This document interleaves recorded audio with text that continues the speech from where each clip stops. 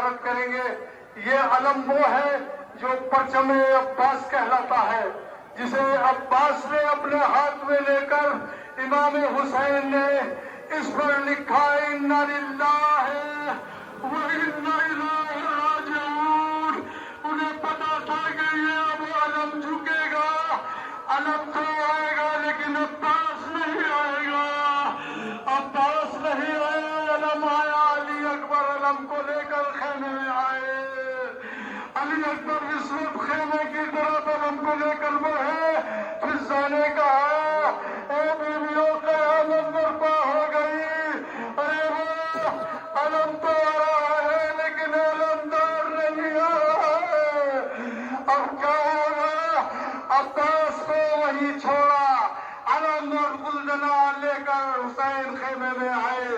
بیویوں میں کوہرام مچا ہے. جس کی زیارت کے لیے ہر شیعہ علی تڑپتا ہے. ہم چاہتے ہیں کہ ہم اپنے مولا کی اصل زیارت کریں جا کے کربلا معطلہ میں، لیکن ہم یہاں دل کو تسلی دیتے ہیں امام حسین کی تابوت کی شبی کی زیارت کر کے، اور اپنے دل کو بہلاتے ہیں اور سمجھتے ہیں کہ یہی تابوت ہمارے لیے مرکز امام حسین ہے، اور امام حسین کی زیارت ہم اسی سے کر کے اپنے آپ کو سبکدوش پاتے ہیں. امام حسین کا تابوت آپ دیکھیں گے جسے مولا عباس علمدار حسینی سقائے سکینہ زینب ام کلثوم کی آس چادروں کا محافظ عباس، ان کا تابوت کی آپ زیارت کریں گے. حضرات جناب عباس نے کیا کیا مصائب جھیلے. انہوں نے کوئی ارمان سے کربلا کی سرزمین پر آ کر قدم رکھا تھا کہ مولا جہاں بھی کہتے ہیں کہ عباس یہ کربلا نہیں ہے. مدینے نے کہا عباس یہ کربلا نہیں ہے. جب خیمے ہٹائے گئے کہا عباس ابھی تمہارا مقام نہیں ہے. لیکن جب کربلا آ گئی تو عباس نے کہا کہ مولا اب تو کربلا آ گئی، اب تو مجھے اجازت چاہیے. لیکن حسین نے اجازت نہیں دی اور عباس کی تلوار کو اپنے ہاتھ میں لے لیا.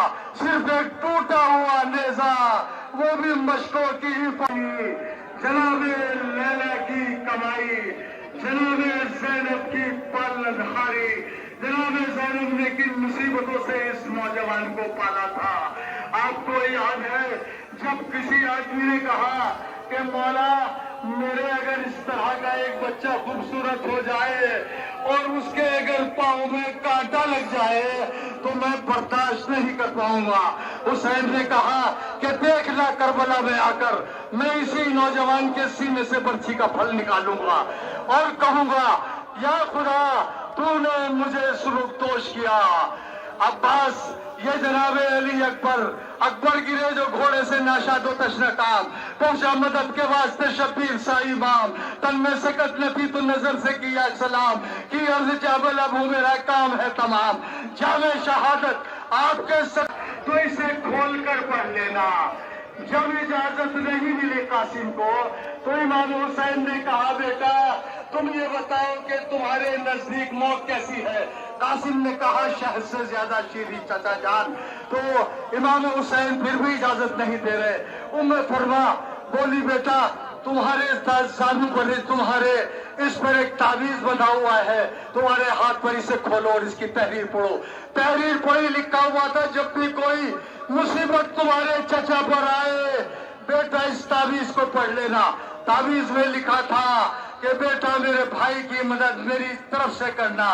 حسن تو نب کے لاڈلوں کے ہیں جنہوں نے اپنے بھائی کے سامنے اپنے بیٹوں کا ماتم نہیں کیا. اپنے بیٹوں کو کہہ دیا ایک طرف انہیں ہٹا دو، ان کے سروں کو ایک طرف رکھ دو، میں انہیں نہیں روں گی. میں اپنے بھائی اپنے ماجائے کو روں گی، میں اپنے بھائی حسین کو روں گی. یہ وہ چھوٹے چھوٹے تابوت آپ کے سامنے آ رہے ہیں شبیہ تابوت کی شکل میں. مولا انہیں عزاداروں کو سلامت رکھے جو یہ عزادار تمام اور سب کے ساتھ सबके सबके में जितने भी मोमिन मोमिनात बीमार हैं उन्हें सबको शिफाई कामना अजर अता फरमाए।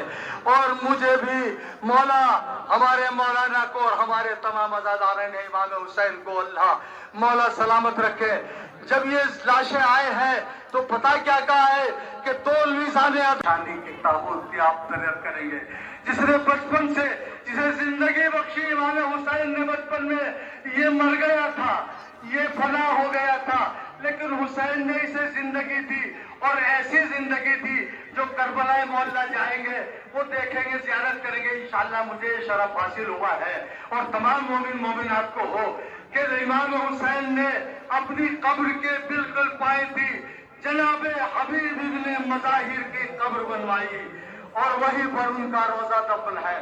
मैं गुजार हूँ तमाम मोमिनीन से कि जिस तरह आप बनी हाशिम को आप पुरसा दे रहे हैं, इसी तरह हबीब इब्ने मज़ाहिर को भी पुरसा दें।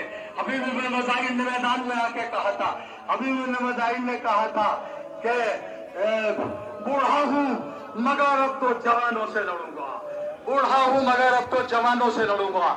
हजरात ये वही हबीब है जिन्हें खत भेजकर जनाबे ज़ैनब ने बुलवाया था और इन्होंने इम्तिहानन अपनी बीवी से कहा था कि ये तो दो शहजादों की जंग है, अरे मैं क्या करूंगा इसमें जाकर।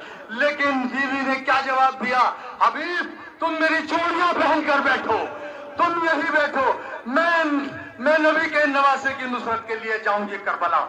हबीब ने कहा जिसने एक रात में अपने आप को अल्लाह के हवाले किया, अल्लाह के बाद हुसैन के हवाले किया, जिस वक्त ये अपना रिसाला लेकर शबे रोजे आशूर सुबह सुबह ख़याम हुसैनी की तरफ बढ़ा, हुसैन ने कहा पास जाओ हमारा मेहमान आ रहा है, हमारे मेहमान का इस्तकबाल करो। देखिए यह है किरदार हुसैनी। हुसैन ने किस किरदार को पेश किया कि जिसने रास्ता रोक कर घेर कर इमाम हुसैन को करबला में लाया, उसे हुसैन कह रहे हैं अब्बास जाओ मेरे मेहमान की पजीराई करो, मेरे मेहमान का इस्तकबाल करो। अब्बास बढ़े और जनाबे हुर अपने रिसाले को लेकर खेमागाह के दरवाजे पर आए। खेमागाह में आकर हुसैन खड़े हो गए, हुसैन ने गले से लगा लिया, हुसैन ने दोनों बाजुओं से लिपट कर दिल थाम के बैठो। वो है हुसैन की लाडली 4 साला सकीना जिसे तमाचे मार मार कर रुलाया गया। कभी अब्बास को पुकारती थी, कभी अकबर को बुलाती थी, कभी कासिम को आवाज देती थी, कभी ओनो मोहम्मद को बुला करती थी, ऐ मेरे चाहने वालों तुम कहाँ चले गए? देखो ये शिमर मुझे मार रहा है, मुझे धमकियां दे रहा है, आओ आके मेरी मदद करो।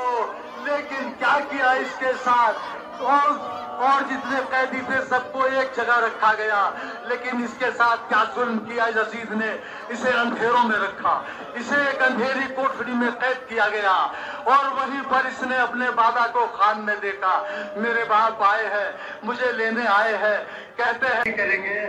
उसकी लकड़ियों को लेकर, जली हुई लकड़ियों को लेकर जनाबे रबाब धूप में बैठकर मातम किया करती थी उनकी लकड़ियों को लेकर, जली हुई लकड़ियों को लेकर। उसके झूले की वो नन्ना कमसिन 6 महीने का, जिसकी माँ का दूध में खुश हो गया था, जिसे इमाम हुसैन लेकर वादिए करबला में कत्लगाह में गए और कहा कि ऐ यजीदियों, ऐ लश्करियों, ऐ मुखालिफीन दीन इस्लाम, ये बच्चा तो खतावार नहीं है। अगर हुसैन तुम्हारी नजरों में खतावार है, इस बच्चे की क्या खता है? हुसैन ने कहा कि तुम समझते हो कि मैं इसके बदले सहरान हो जाऊंगा, लीजिए मैं जलती हुई जमीन पर इसे लिटा रहा हूँ। हजरात उस वक्त की अरब की जलती हुई जमीन, वो जमीन कि अगर उस पर एक दाना चने का डाल दिया जाए तो भुन जाए, उस पर असगर लिटा दिया गया, असगर को उस पर लिटा दिया, क्या हाल हुआ होगा असगर का आप देखे। लेकिन जब इससे तीर लगा, इसने अपनी माँ का रवाब का फन ने तीर अंदाजी दिखाया और तीर अंदाजी दिखाने के बाद अपने गले पर तीर लिया, हुसैन के वाश नहीं आई। जब हुसैन इसका जनाजा लेकर हाथों पर लेकर خیمہ گاہ میں آئے تو امام کی ہمت نہیں ہو رہی تھی کہ میں رباب کو سکینہ کو کیا منہ دکھاؤں. کربلا پر بڑے مظالم ہوئے، لیکن ایک مجاہد، ایک بیمار، ایک شہید ایسا بھی ہے کہ جسے کربلا میں تو رلایا ہی گیا، لیکن کربلا سے نکل کر کوفہ سے شام. حضرات جب کسی نے پوچھا مولا تمہارے پہ کہاں زیادہ مصائب پڑے، مولا نے کہا میرے چوتھے امام نے زین العابدین نے الشام الشام الشام. عابد بیمار وہ بیمار ہے کہ جس نے نہ صرف کربلا کا ظلم دیکھا بلکہ انہوں نے اپنی ماں بہنوں کو، اپنی پھوپھیوں کو بے مکھنوں چادر دیکھا، عباس کا کٹا ہوا سر انہوں نے گھڑی گھڑی نیزے سے نیچے اترتے ہوئے دیکھا. عباس سے ہی برداشت کر سکتے تھے کہ میری ماں بہنیں میرے سامنے بے پردہ ہوں، اس لیے عباس کا سر گھوڑے سے لٹکا دیا گیا تھا.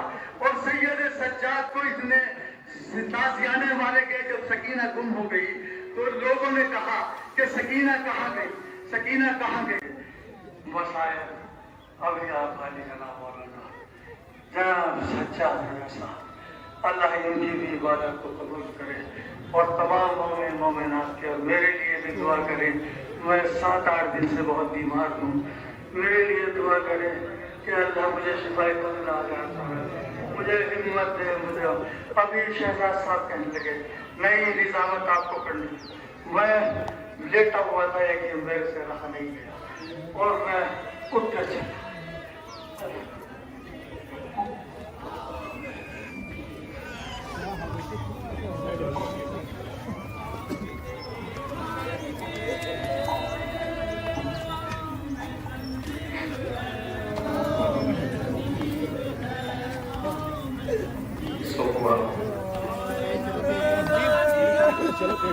کربلا کے اس شہید کا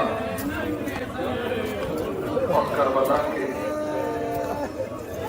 اس سجاد کا مقصد پیش کرنا ہے جو ہر شہید کو رویا اور ایسے جب یہ ماں کے سامنے پانی آتا تھا تمر کے روتے، جب بھی کھانا آتا تھا تمر کے روتے تھے. ہائے میرا علی اکبر بھوکا پیاسا مارا گیا، میرا بابا بھوکا پیاسا مارا گیا.